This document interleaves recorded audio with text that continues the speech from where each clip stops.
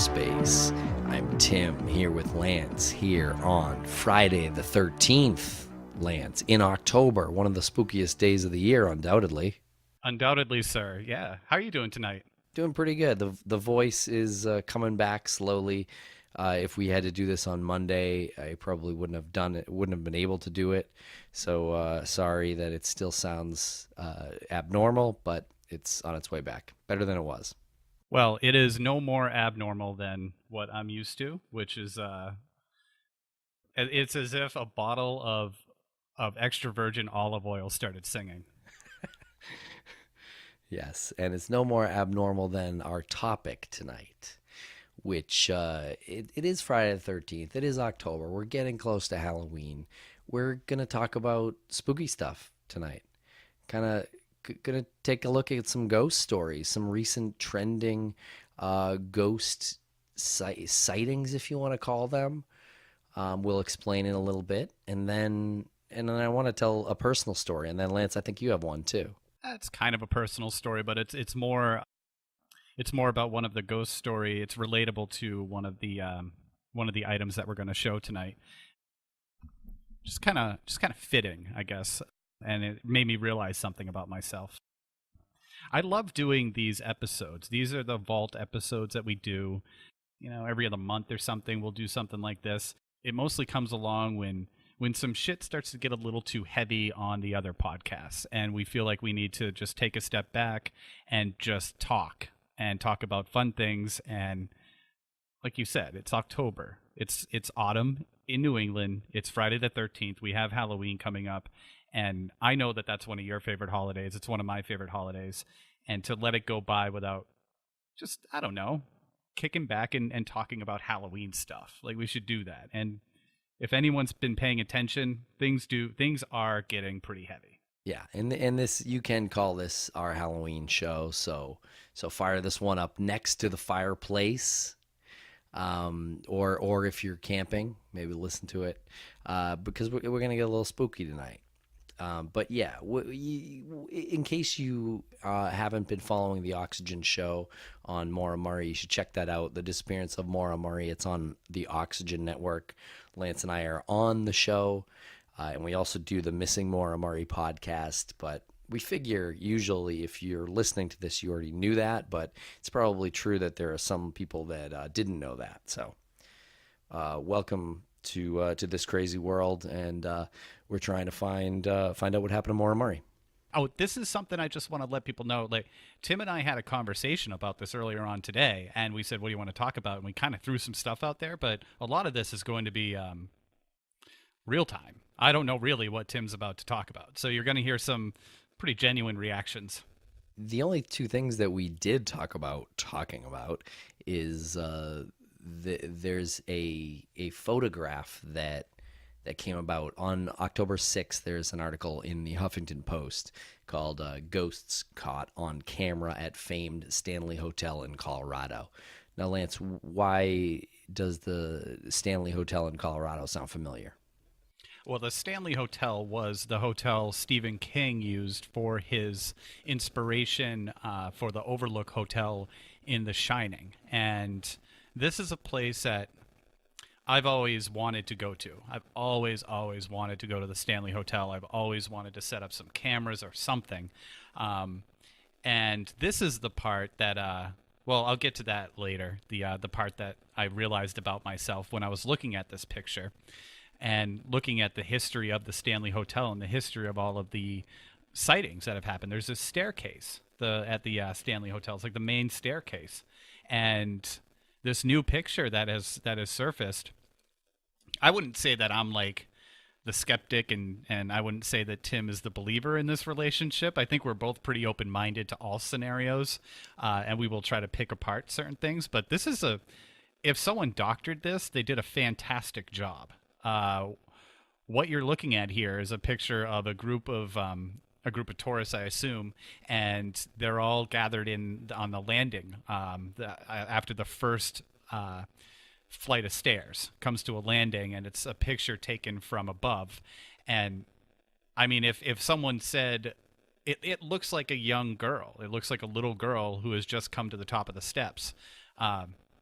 and maybe they caught her in motion. Right. Yeah, and it doesn't look too different from some of the other people who are moving, who are definitely solid people. This apparition or whatever you want to call it in the photograph is definitely, seemingly not a real person. You can kind of see through, and I'm going to say her because it does look like it is a young girl with long blonde hair and sort of like a nightgown on or something like that. Looks like she's wearing a white, I don't know, pajamas or something, right? Am I reading this one wrong? No, it looks yeah, good job describing it. It looks like she's just like gotten out of bed and she's got her nightgown on, like pajamas or something like that. Blonde hair. There's a couple of interesting elements to this. The way the light is coming down on her head is really interesting to me. I don't know if anyone's brought that up, but it's a light flare from the light that's on the wall, and it's coming down on her head in these two like pretty specific beams. Now, if you look to the left of her on the stairs, you'll see what looks like something, this kind of peach-colored blob right there, going up the stairs. And at first glance, again, it looks like this could be a person just caught in motion. But look down. Look down in between the railings, and you don't see the continuation of the body there. As a matter of fact, you do see the stairs. Wow. So I didn't yeah, even notice that one, actually. I just thought it was part of the woman who, and it looks like there's a second woman walking down the stairs. But yeah, what you're describing actually is my initial instinct, because I hadn't seen that before, is a woman in a red dress, looks like almost polka dotted, but it looks like she's walking up the stairs. Sort of a fancy dress, looks like her hair is up in a bun even, but you can't really make out all of her. And you can tell she's not a real physical person there in the picture. Are we talking? This is now an interesting conversation. Are we talking about the same thing? Because I'm talking about this blob-like figure. So you see the woman in like the beige Coming down the stairs? coming down the stairs? Yeah, with the glasses, yeah. Yeah. And then are you talking about this other woman that's like right at the bottom of her hand? No, actually, I'm talking about that looks like a woman with glasses, or possibly like a duplicate of that woman. But yeah, I see what you're saying. It's almost like a double exposure. But I'm talking about the little apparition right in front of her. Okay, yeah, we are talking about the same thing. It's I don't red. see somebody. Oh. You got to see this. We'll link to the photo. Yeah. If you're listening to this, because you'll need to check this out. So check out the link in the show notes on this one. Sorry, I'm getting excited now. I'm looking at that. It's like one of those optical illusion things where you saw it, so like you were looking at it in one way, and then you have to like almost readjust your eyes or refocus your eyes. That black smudge that's right at the corner there. That black smudge, if you look at the woman in between the two, Yep. and then you kind of go diagonally up, that black, that's her head that you're talking about, right? Yeah, exactly, yeah. Oh, if you look straight in front of her, I thought that was the head. Oh, okay. That's the dress part. Yeah, I think her red. Totally. I think it's a red dress. Yeah. Yeah, it could be a red dress, yeah. Yeah. Wow, I saw it as like a pale person. And that was the head part. Yeah, it does seem like an interesting blob. Like, it doesn't seem like it's real though, because right in between the real woman and this ghostly apparition that we're describing is what looks like a duplicate of the woman who's walking down the stairs, because it looks like the same exact glasses. Does it look like the other person's holding a phone? Yeah, there's definitely something there. It does look like a phone. It's a really messed up picture. Yeah, take a look at this. Anyway, the article kind of goes on to, question what it is we're looking at here. And there's a former FBI agent and host of a show called Fact or Faked said in a careful analysis that the photo turns up no obvious signs of trickery. And I agree, and I have a pretty good eye for effects and things like that, doing some effects and video work and things like that. And it doesn't look like there's anything fake about this photo. It doesn't mean it is real, but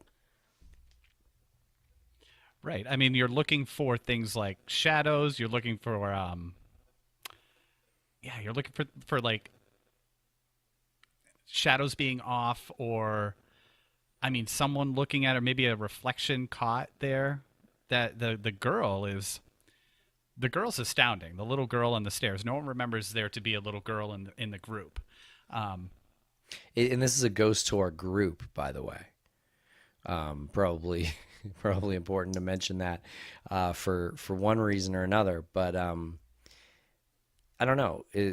I mean, I guess that may get into a deeper question. Like, so if you're on a ghost, or if you're a ghost and there's a ghost tour, are you more likely to show up because there's a ghost tour? Or are you just hanging around? It doesn't matter. You don't give a shit who's hanging you, around. or you're just always there. Yeah.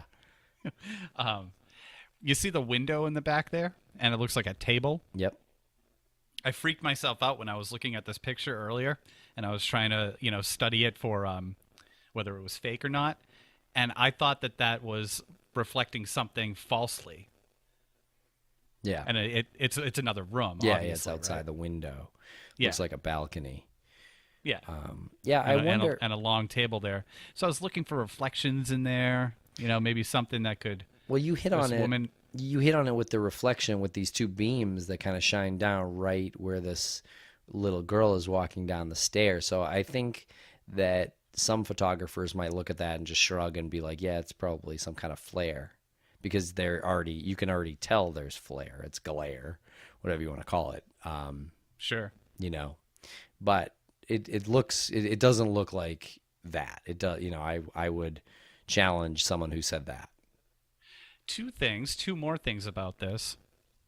I wonder where this was taken. So if you go up the stairs that are to the left, does it go around to a balcony and you can look down like that? I don't know. We should go to the Stanley Hotel. I know. If anybody out there has any sort of connection to the Stanley Hotel, shoot us an email, and let's see if we can coordinate a trip out there. Yeah. Maybe if the general manager of the Stanley Hotel's listening, tell him or her that we'd like to do a live podcast from the Stanley Hotel. Oh man, they probably get inundated with requests like that. But not from cool people like us. I would like to hear from anyone if you're affiliated with the Stanley Hotel, or if you've been there and especially on one of these ghost tours. I'd love to hear what your feelings were on it. So my other point about this is, if someone is going to fake this picture, I'm looking here. I'm counting 1, 2, 3, 4, 5, at 6 mirrors right here. Not counting that window that can act as a reflective surface. They picked a pretty inconvenient spot to fake it. If that was actually a little girl and they took a picture and then they developed it, and they took the picture and then they looked at their phone and was like, oh, it looks like she's a ghost. I mean, you have to look at all of those reflections, and nothing shows evidence of her being there in the reflection. Yeah. It's just tough to fake a picture with so many opportunities for reflections. What about this other story that I saw today on the Today Show on this morning? Actually, we're recording this on Wednesday, and so check it out. We'll link to it in the show notes. But it's out of Ireland, Cork City, a school. So do you have this ready, queued up, Lance? It's from October 1st. Oh yeah. Okay, so here, let's press play at the same time. So what we're looking at here is a school hallway. Just we'll describe the shot here. There's bathroom doors on the left, and there's a long hallway straight down the center. And what you just saw, whoa. Oh, that was loud. Yeah, just saw a door slam at the end of the hallway, and it was real loud. Door opened and slammed. Yep. Yeah. And there's seemingly no one here, and this is late at night, you would imagine. Oh. And there's some lockers. Okay. There's lockers 7 that are lockers shaking. that are kind of leaning against the wall, and one of them is shaking violently. It doesn't fall, but there's no one behind there. But there is a window back there. There is a window back there. I suppose you could have a hand potentially pulling rock it back and forth. Yep, Yeah.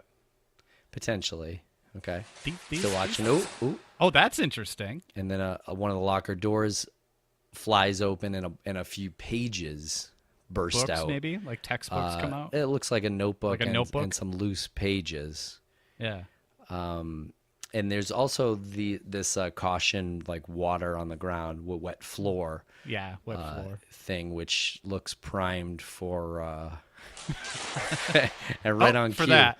right on cue, it gets knocked over by seemingly nothing. No, that didn't get knocked over. That got twisted. That broke. Yeah, That got twisted and thrown down. violently. This apparition is angry, Lance. Okay, so Okay, where and are it's we at over now? now. We're at the end. Okay, 1:41. It's a minute and 41 seconds, and it's really like a perfect video too, because at never any point during it are you bored. It just kind of keeps banging through the scares.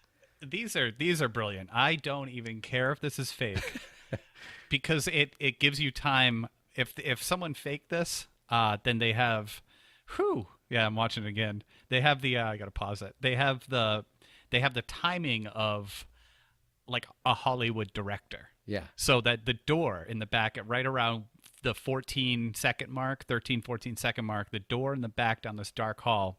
So at 14 seconds, you're watching a video about a ghost, right? Yeah. So you've had 14 seconds to be like, what the fuck's about to happen? And they do this subtle thing. This is if it's fake. Mm-hmm.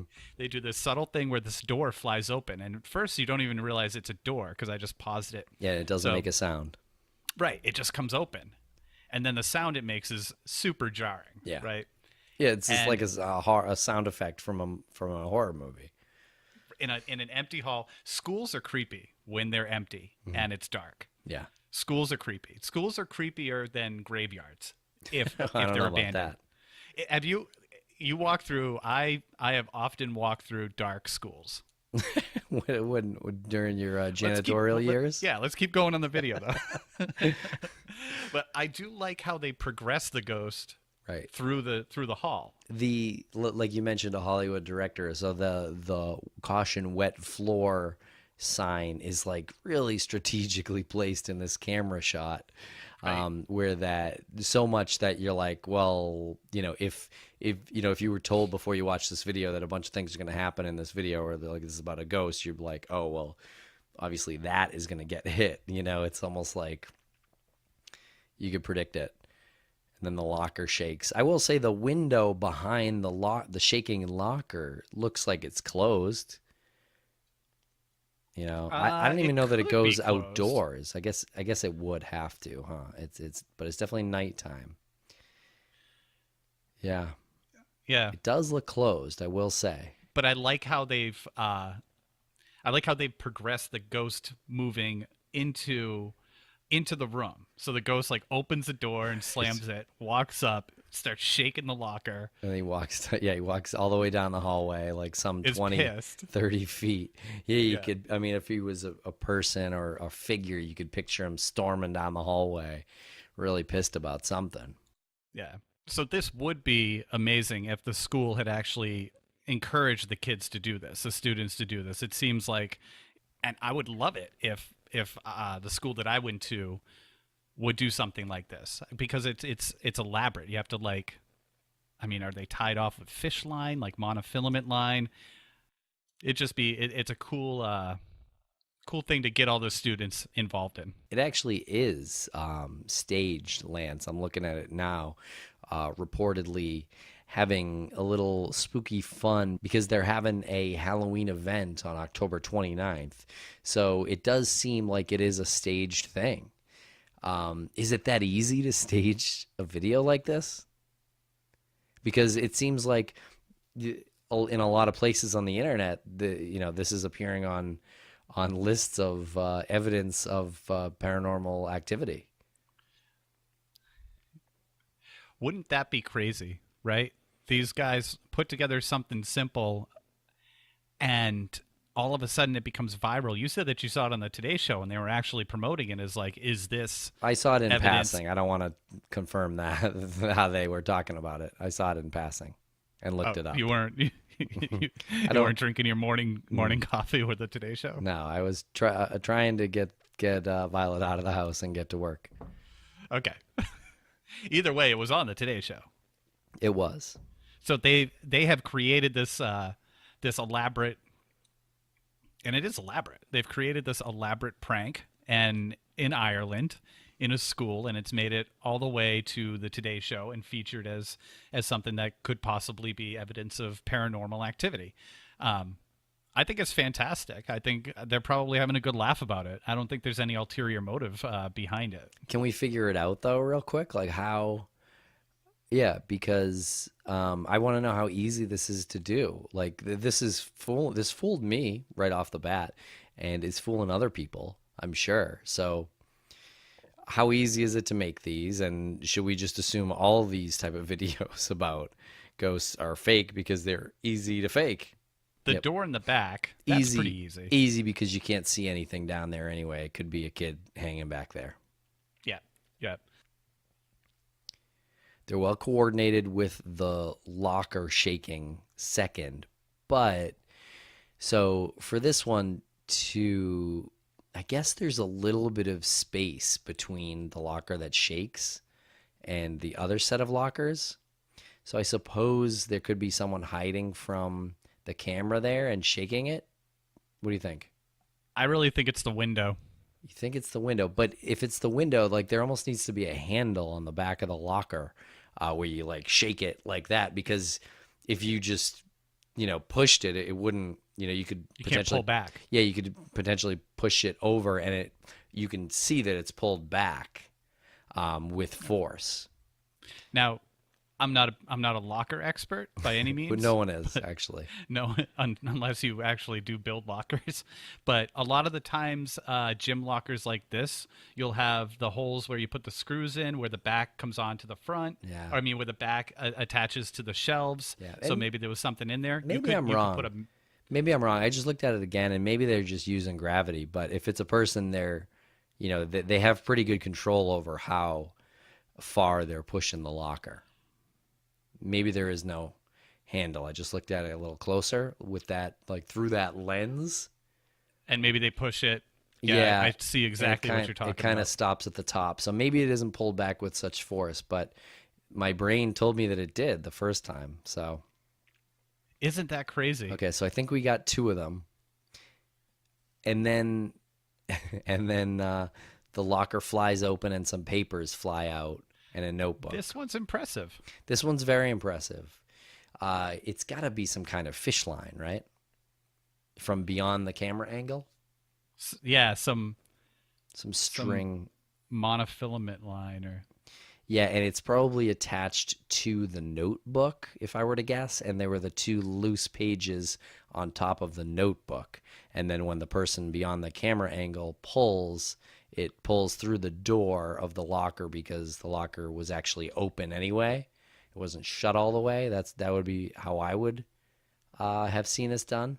What do you think? Good theory? That's not a bad theory at all. Not a bad theory at all. You probably wouldn't see the string.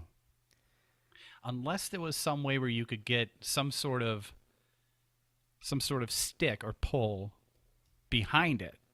Because I'm trying to see what's behind there, and it looks like another office.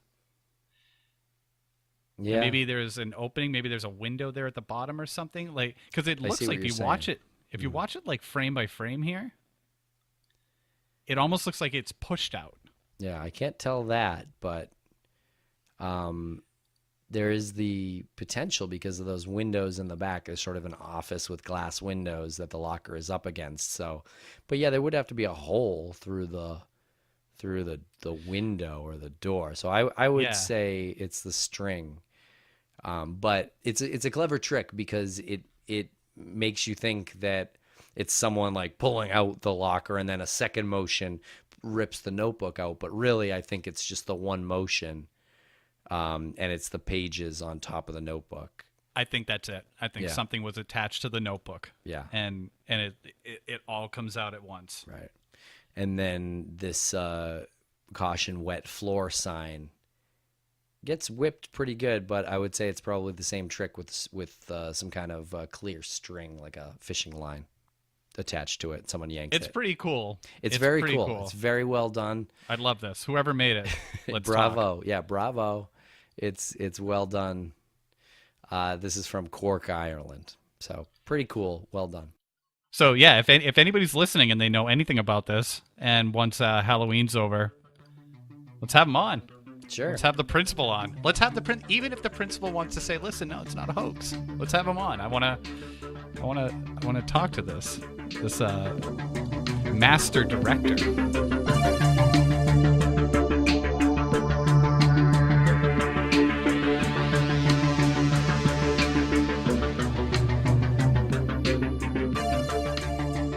If you're hiring, you know that quality hires keep your business moving forward, but you also know that it can take a lot of time to find the right candidate for your job. Now, with ZipRecruiter, you can post your job to over 100 of the web's leading job boards with just one click. So you can rest easy knowing your job is being seen by the right candidates. Then, ZipRecruiter puts its smart matching technology to work, actively notifying qualified candidates about your job within minutes of posting, so you receive the best possible matches. That's brilliant. No wonder 80% of employers who post on ZipRecruiter get a quality candidate through the site in just one day. Find out today why ZipRecruiter has been used by growing businesses of all sizes and industries to find the most qualified job candidates with immediate results.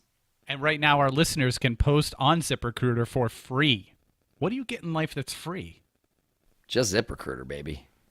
Pretty much just ZipRecruiter. That's right, free. So go to ziprecruiter.com/crawlspace.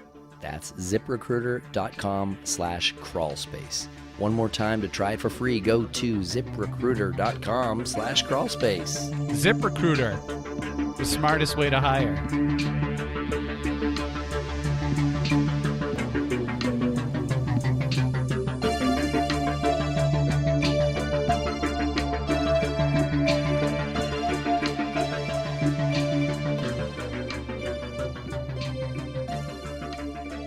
Ghosts. It's that time of the year. Do you have any ghost stories? Have you ever been haunted? Do you believe in ghosts? Let's get right deep in here.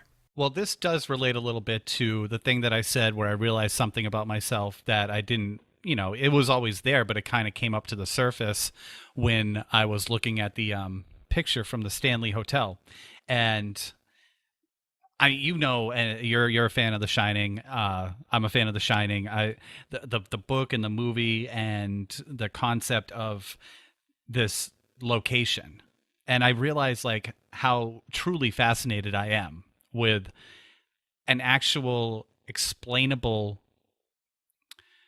circumstance that people could attribute to seeing something spectacular, something paranormal, like ghosts, like maybe a glimpse back in time. People are obsessed with the concept of the Overlook Hotel, not just as like the place or that place in particular, but a place. We're looking at a place that you should feel safe, a school, right? And that's what makes it so scary. And you look at a hotel, and the hotel you go to, why are you at a hotel? Either you're getting away from something, it's your home, it should be your home away from home. And I didn't realize how into that concept I was, that a place can generate energy. And I guess that's where I came to when I was looking at this picture from the Stanley Hotel. And whether it's a hoax or not, we've all been in places that have a certain energy. And again, I would love to go to the Stanley Hotel. I love the idea of the Overlook Hotel, that every room has something in it and people can interpret whatever they see in a different way if this energy presents itself to them. And it's however you're chemically made up to interpret that and process it. You and I went to the Queen Mary in Long Beach in Southern California a few years ago. which is historic for being haunted and has ghost tours and things like that. And this was the second time I've done it because I knew you would like it. Even though I know you're not like a huge fan of ghosts and necessarily the paranormal, but I know you love mystery. And this is before we started the podcast stuff and everything. Best ghost tour I've ever been on. Hands down, best ghost tour I've ever been on.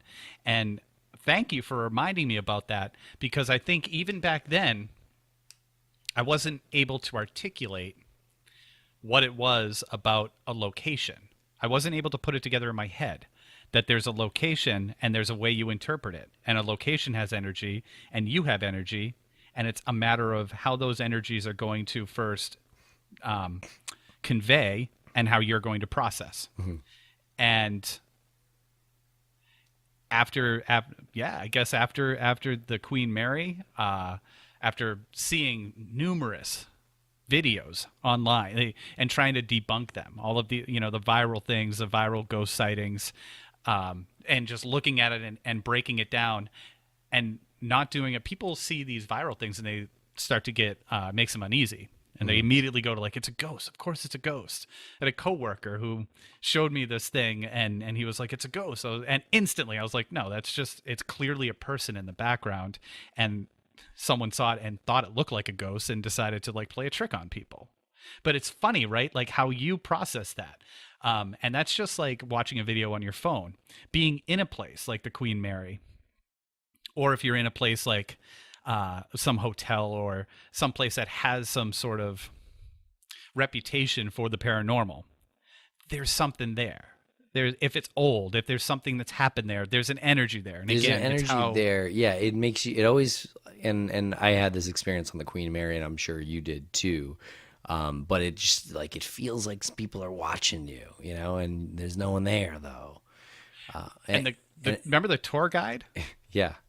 The guy was amazing, and even his like presentation was so almost nonchalant. Like he had a look about him that was awesome, but he just presented these things as like, this is where the door shut on this guy and he died because he was crushed by the door. Yeah. All right, let's move on to the next thing, because he knew that the environment was so incredible that he's just going to let you roll that around in your head. Yeah, he didn't have to overdo it. Yeah. I interrupted you, so continue. Oh, I don't know what I was going to say, but that you were being watched. Exactly. Yeah. Mm-hmm. You always felt like you were being watched, and I think I don't think me specifically. I thought this was everyone. Was it not? Yeah, I mean, I guess that's the way I'm describing the feeling when you're on a ghost tour, or when you're looking for ghosts, or when you're, you have your head in that space, right?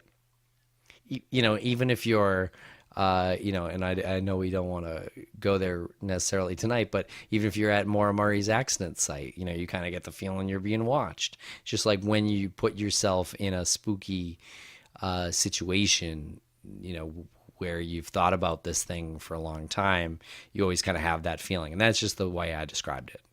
No, that's perfect. That's perfect.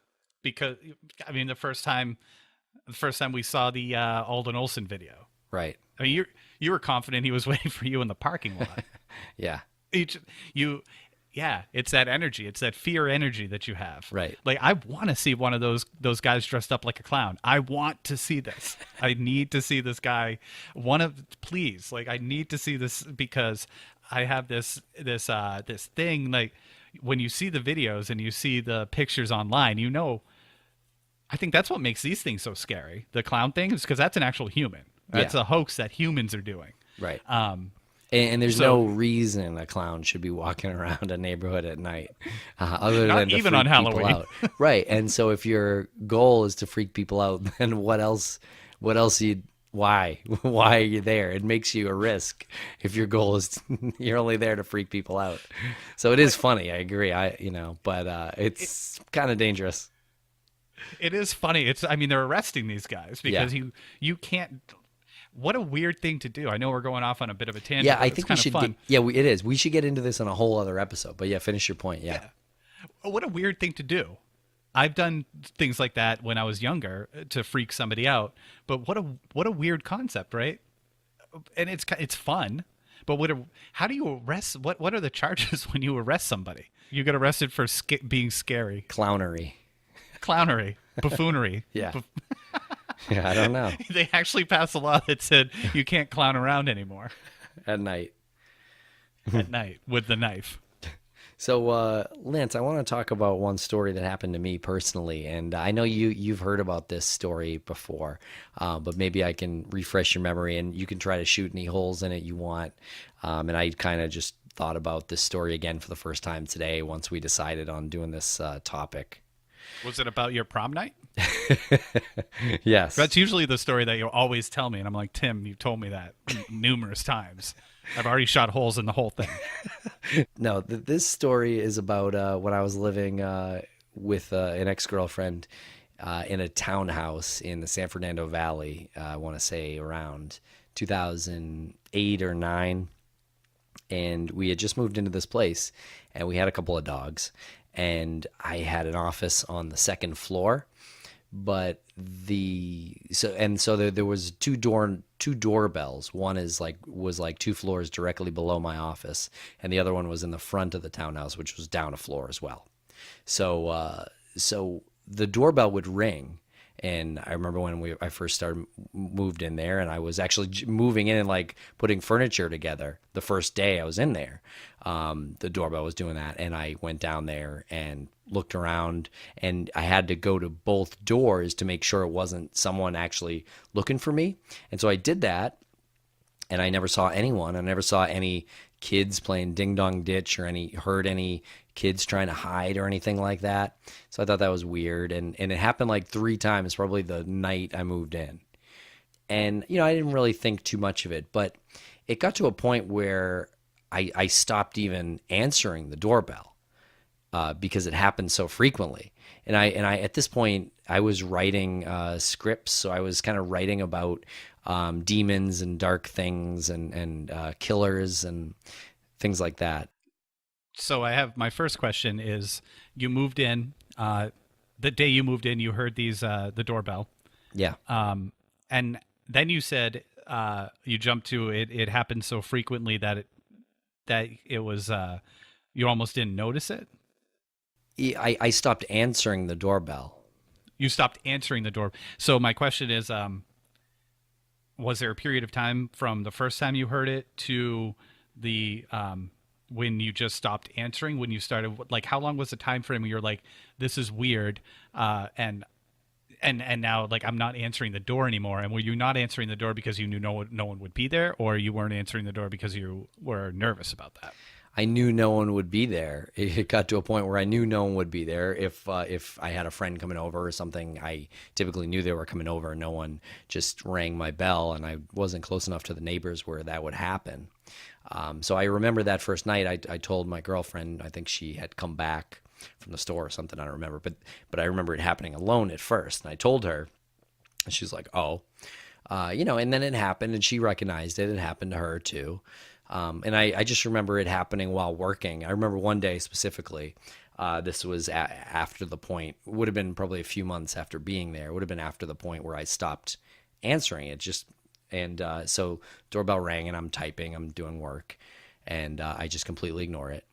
And then it rings again, like a couple minutes later or a minute later, and I say, oh, maybe it's really a person this time. And I remembered not getting up. Actually. And then I was like, no, it probably still isn't. So 2 doorbell rings I remember that I went through, and then it rang a third time, and I was like, oh, I guess I have to go see, maybe this really is a person. So I went down the stairs, and I sort of yelled from the landing down towards the garage entrance where normally people would go if they knew me were coming over. And so I yelled, is anyone there? And then it rang 3 times in a row. Bing, bing, bing, bing, bing, bing, bing, bing. Like that. And then so I took that as, I guess, someone's there. And so I went down, and there was no one there. And then I went to the front, and there was no one there. So that was kind of the start of something very, very weird. Yeah, go ahead. So were you worked up into a sort of frenzy at this point? No, no, not at all at this point. I wasn't annoyed at it. I mean, I might have been a little bit annoyed that it got me up, but ignoring it seemed to work. I just didn't answer it, you know. I guess my answer could be yes because sometimes the dogs would probably bark if they heard the doorbell. So it's kind of like a stressful minute or two if dogs are barking and the doorbell's ringing and all that. So Oh, so that no, you're talking about just like a moment's anxiety. yeah, yeah, that's all I'm talking It about. it wasn't like you came home, you started doing some work, you got caught up into work, and then you started thinking about the doorbell, and No, nothing did it like ever that. like go into your? Were you ever like like you- like stir crazy over it? No, no, nothing Jack from The Shining like about it at this Right. point. But not long after that, we were laying down in bed. I remember about to fall asleep, and we had these vaulted ceilings in the bedroom, and they kind of went up maybe like 15 feet. And we heard a sound, and it sounded like I'm going to try my best to do an impression of it, which I've never actually attempted an impression, or maybe I have, but it was like Well, is it going to be better than your impression of someone from the Netherlands? Shit, I said Netherlands. New Never Zealand, mind. New Zealand. New Don't make me Zealand. try it Okay. again. Uh, yeah, it's going to be better, but you're not going to have anything to compare it against. But it made it sound like this. It was like ah, like that. And it sounded like it came from the corner, like the top corner of the room and the vaulted ceiling, like, you know, somewhere where there really wouldn't be any pipes, because when I told people this, they're like, oh, probably pipe or something like that. And the dogs went nuts. They jumped off the bed. They were going nuts right away. And my ex heard it too. And it was weird. It was weird. It was, late at night and it was spooky sound. How old was the house? It wasn't that old. It was, I want to say, built in probably the 70s, and I know this because this was the time where I started emailing the landlord and asking about this doorbell and had you guys ever experienced anything weird in this place? And they said no, no, nothing like that at all. So my first thought when you start telling the story, and I remember when you first told me the story, my first thought was always, and I'm sure there's a lot of people out there whose first thought is, it was a faulty doorbell. Can you describe was it one of those ones like the round ones with the little nipple in the middle, or was it the rectangular ones with the rectangular, Yeah, it was the illuminated one? rectangular one. It was the Okay. rectangular one. I don't know if it was illuminated, but it was like the beige rectangular one. And it also had like something dripping. I don't mean to sound so weird about this, That's but not melodramatic at all. it did. It looked like it was leaking ectoplasm. Okay, I'm gonna say it. That's what it looked like. But in reality, it was probably like glue that it had leaked. Whatever was used, whatever cohesive was used to apply it to the stucco exterior of that house. I think you meant to say adhesive, What did I say? cohesive. Yeah, I definitely meant to say adhesive. Maybe I'm not so cohesive. Maybe you are frazzled and worked up about Yeah, this. that's a good one. So then I actually went to our old friend Lori Bruno. But actually before that, the straw that broke the camel's back that made me go to Lori Bruno, who is I'll explain in a moment. But I started smelling. I smelled maybe twice this sulfur smell, and if you look it up, sulfurs are demons. If there's a demon, then you smell sulfur. And it's, who the hell knows about this, if it's real or whatnot. But if you look it up, that's what you'll find. And obviously I looked it up because I was like, well, it smells like rotten eggs in this spot in the apartment, like twice in like maybe like a 2 week span. And just out of nowhere, like a stink bomb, and it was like, well, that is really weird. And that was it. So I went back to Boston at one point to visit family, and I happened to visit Lori Bruno, who is a psychic, a very, very well known white witch in Salem, Massachusetts. And I used to get readings from her maybe every couple of years or something. I thought it was very interesting, and she's kind of almost a family friend of mine. I feel like at some point, at this point. So I remember getting a reading from her, and she's like, who's doing this ghost hunting? Who's doing this? And I was like, oh, that's me. And she was like, cut it out, knock it off. Yeah, good. Lori Bruno's like, don't tread in my water, She, amateur. she was like, yeah, just don't, basically was like, don't, what the fuck are you doing, idiot? Was like kind of her vibe. But it was like, just don't mess with this stuff. Just don't. You don't know anything about it. Don't go hunting for it. Like, you're making something out of this that isn't really there. Like, maybe there's kind of like you're messing around with something, but whatever it is, you don't understand it, and it's not going to be good if you keep messing with it.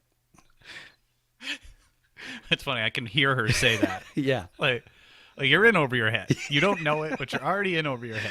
Yeah. Go get a Ouija board and Right. get it out of your system and don't go back to it. Right. And my friend Dave, who you know him, he's sort of sensitive to these topics. He loves this arena, and he also claims to have a wolf-like sense of hearing. So he spent a night at my place, I think when we were away or something, and he basically just listened. And he doesn't sleep much, so he stayed awake most of the night, and he just listened to the house and if it made any sounds or anything like that. And he reported that he did not hear anything weird. But then we also tried like the EVP thing. We set up cameras, and we were talking to it. We were talking to a spirit, I guess, if you will. We were talking out in the open. Yeah. Who's we? Me and Dave. Oh, okay. Yeah. I was just wondering. Me and who, the spirit. Like, yeah. Yeah. Or no. I didn't know if you convinced like several people to come over. Because when you said you set up this whole EVP stuff with cameras, and then you said we were, Yeah. I didn't know. I instantly pictured the scene from like Amityville when they invite in those two ghost hunters. They set up everything. It was exactly like that, except if it was two stone dudes with a camcorder or a digital camera.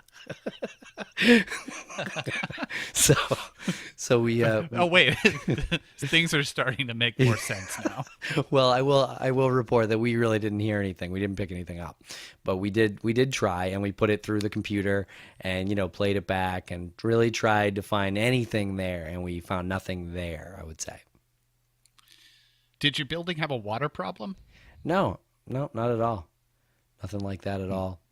But right around that time, Dave brought over it was like a Greek Orthodox Bible. It was like an old Bible that would have been in his family or something like that. Not like ancient or anything crazy, but it was like his dad's Bible or something. And he brought it over, and he was like, just leave this here, see what happens. And that was it. And nothing ever happened again. The doorbell didn't ever ring like that again. I swear to God, we never smelled after the Bible was delivered. No more growling, no more weird smells, nothing resembling what I was just describing ever happened again. I know you're a reasonable person. Yeah. Do you think that some things were influenced by other things? Maybe there were smells that were there that you just didn't notice because maybe subconsciously you had the reassurance that this Bible was there? Oh, interesting. You were going somewhere different with that than I thought. Oh no, I wasn't talking about the marijuana.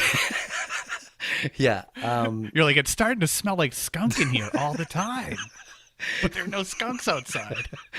Right. No, I don't think so. I mean, my girlfriend lived there too. She never reported anything like that afterwards. And then we lived there for, I want to say, another year or two or something like that. And there was nothing that really resembled anything like that.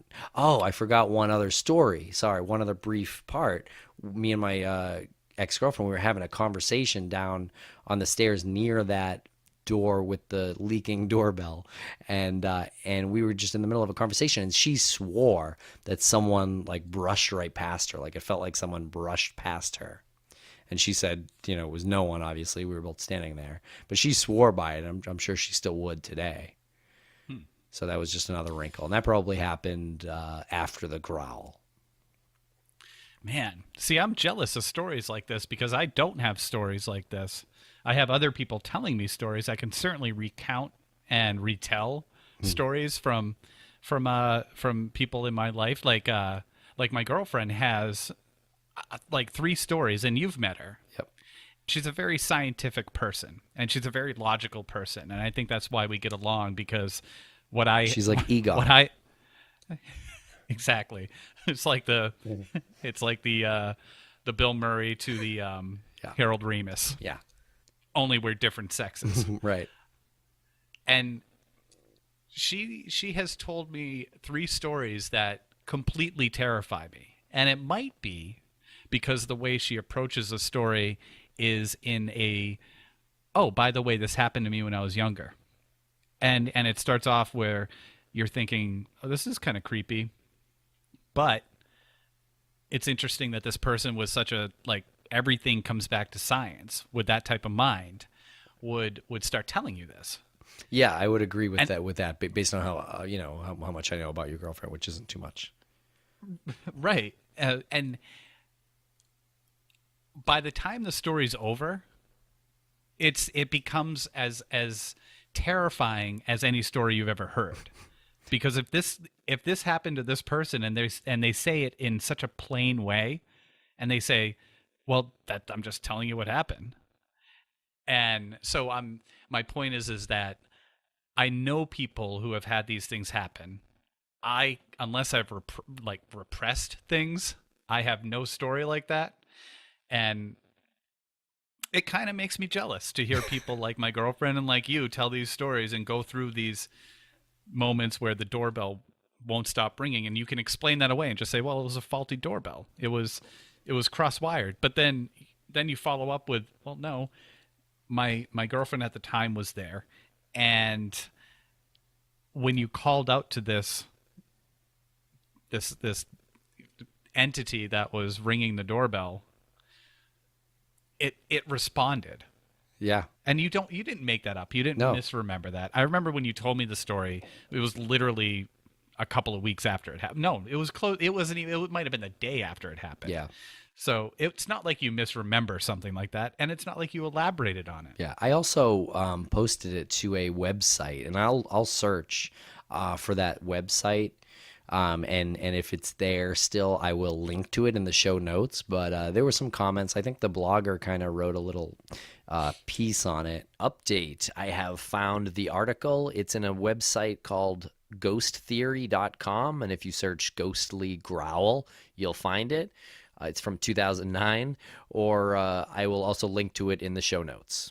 And maybe there's some details there that I forgot, but I hear what you're saying. It's more frightening when it's someone that you wouldn't believe would believe in this, or because I don't even know what I believe. Like, I'm not going to sit here and say, oh, that I believe in ghosts now because of that, because I don't. I can't say that that's what happened because of that.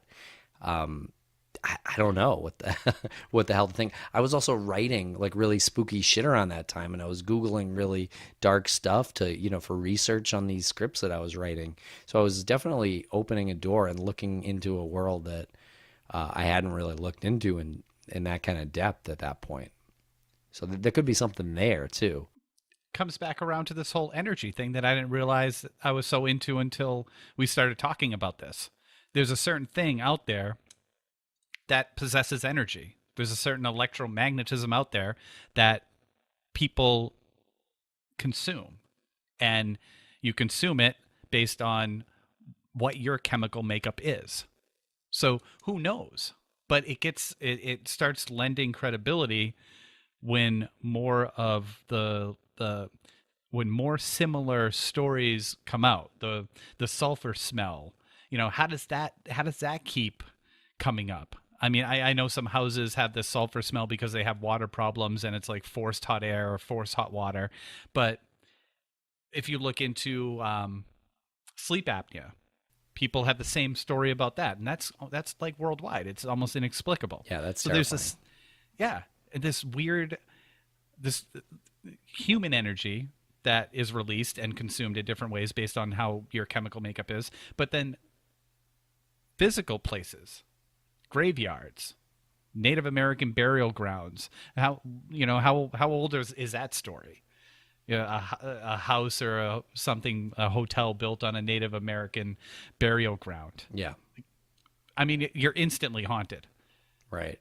Once you find out about that, it's instantly haunted because your brain is interpreting things that may or may not have happened there. Right. And it generates this energy.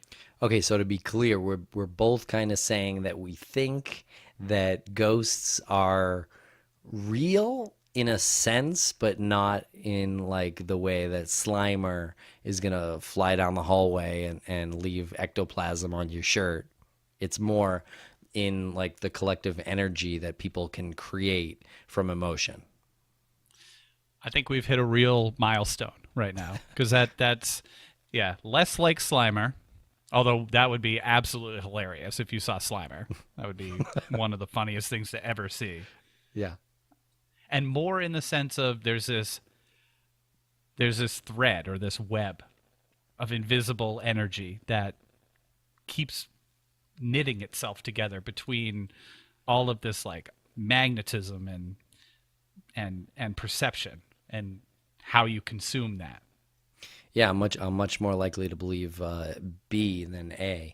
But I'm curious to hear from you out there. So send us your stories. Send us an email, crawlspacepodcast@gmail.com. Send us a message on Twitter, too, @crawlspacepod. Curious to hear your stories or your takes on these stories. And Lance, does your girlfriend believe in ghosts then because of these stories? Or because of these experiences?